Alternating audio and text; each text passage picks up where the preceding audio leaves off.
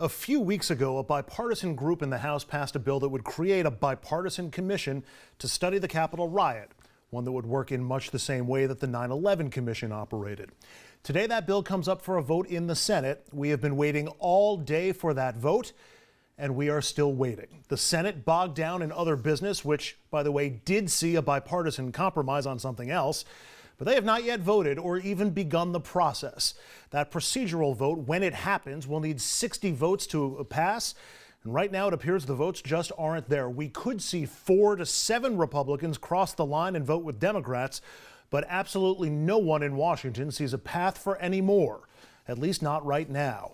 It is not for lack of trying. Earlier today, there was a concerted effort to try and change the hearts and minds of Republican senators, not from the Democrats, but from the family and co-workers of a man who died January 7th, the day after the riot. The mother of late Capitol Police Officer Brian Sicknick, who died of a stroke connected to the riot, along with Sicknick's longtime girlfriend, joined 2 other Capitol Police officers, Michael Fanone and Harry Dunn, as they toured Senate office buildings, meeting with some Republicans, trying to meet with others, and all but begging for the Senate to approve the commission. Just look at the footage of what all these people went through and all these police officers did to make them safe, to keep them safe.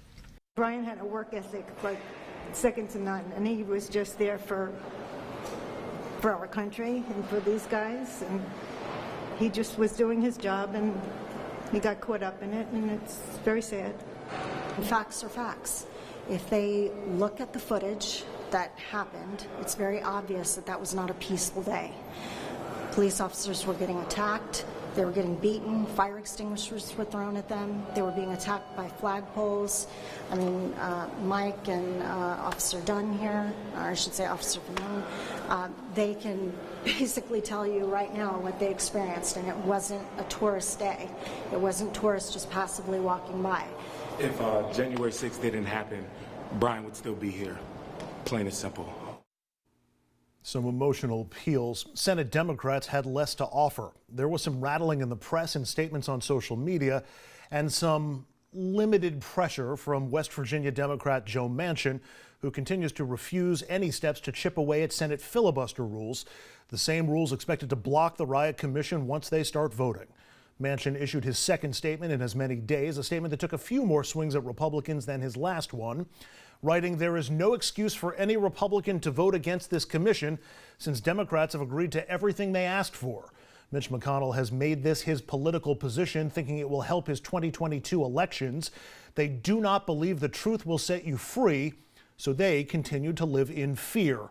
But when pressed by reporters, Manchin refused to put any real muscle behind those words.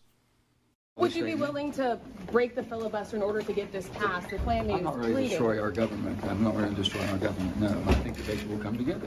You have to have faith. There's 10 good people. Waiting for those 10 good people. Turns out the pressure from Manchin and the Sicknick family was met with what may have been a more immediate pressure on Republicans from Mitch McConnell. CNN reporting that the Senate Republican leader asked his members to vote no on the commission and to do so as a personal favor to him.